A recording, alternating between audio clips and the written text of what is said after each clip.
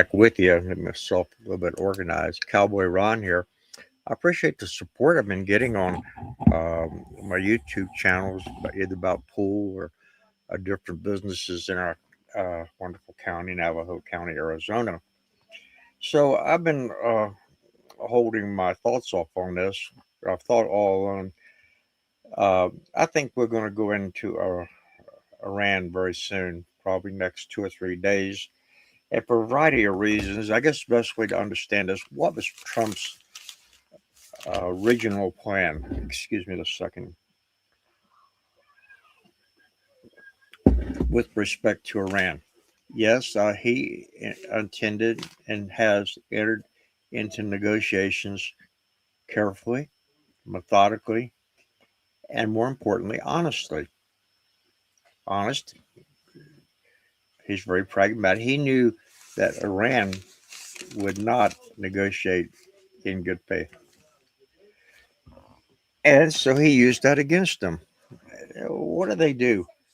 They always stall, have to clarify, have to go back to Mother Iran, talk to some religious zealot, and time drags on and on and on.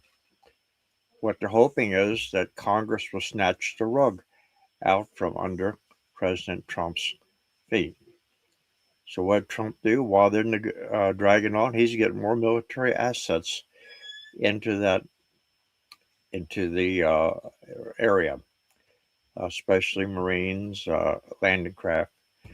So at a certain point, when it comes perfectly clear to every American that Iran will not be happy unless they have weapons that can destroy uh, any neighbors or anybody around the world. So I think go back to what Trump said: unconditional surrender. Unconditional surrender would be like, uh, well, Japanese. They unconditional surrender, and we, General MacArthur, helped rebuild that country, and we guided them in building a stable government and enduring peace, a good investment for the cost that America had to pay.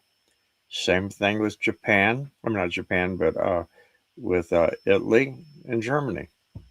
Unconditional surrender. And we started from scratch and rebuilt back up. Now, with Iran, if we ever do get unconditional surrender, like always, we should help partner to rebuild that country. And we need to be reimbursed for all the money that we spent, but not to the point that we cripple the people of Iran, the citizens, the innocent bystanders, the people who's been held hostage for 47 years.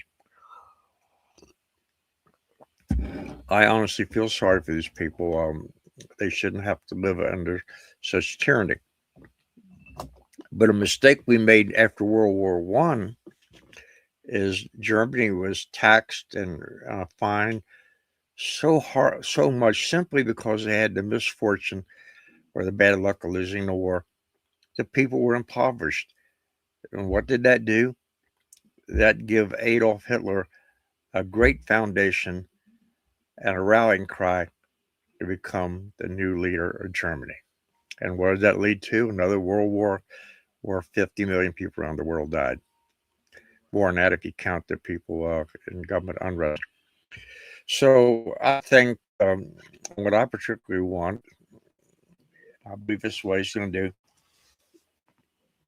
A, to get the island where all the oil is reproduced. Now we can do that fairly easy. And I think because it is an island, we'd be able to protect our boys and girls from these road bombs and things. We can control who comes in, who comes out. And but realistically speaking, yes, if we go in, we're going to lose some lives. And one is too many, but uh, war is hell. After that, I want to see the American people help the people of Iran. I think that's what President Trump wants, to overthrow that government. But the only thing I want us to get out of there is one, I want the financial records of where all the billions and billions of dollars that President um, Obama gave these people, hopefully to buy friendship. You can pay people to love you, but when the money's gone, they're gone. Also, I want them to get into those prisons and get any videos they have of the last 47 years of people being tortured, of young girls being raped because they're not allowed to execute virgins. And we're talking about videos of 19, 18, and 17-year-old, basically children. Men don't really mature to about 23 years old. And no matter how graphic it is, late at night, I'd like to see him bring Congress into session, show that the English teachers, woke liberals can say these Iranians are great people, this administration, and that President Trump did wrong. We are the peacekeeper, the protector of the world, for better or worse. That's what it is. We can't be in every little war, but at the end of the day, when you get something major like this, U.S. always comes over the hill. Now, we have the War Powers Act, which I guess is in effect by the time we release this video. But Trump now, don't forget, has 30 days to end it. In 30 days, he can rain hell on these idiots over there. But I'm not quite sure how it works, but Speaker of the House may have the ability to stall it or not bring it before Congress. In any case, I want the laws to be enforced legally. But we're doing the right thing over it. And at this point, even if I had been against the invasion, we're so close to getting rid of these bunch of thugs. It would be a crime to humanity not to finish the job. And I think, as I listen to talk radio and talk TV, more and more American people are using the words unconditional surrender. Let's finish the job. And if the Democrats screw this up for the president, I believe it will bite them when midterms come around. The American people are seeing now that the woke Democrats are a bunch of children that should go to the room, pick up their toys, and go to bed. Well, that's the way I feel about it. Let me know how you feel, and if you have anything to add to it, it would be great.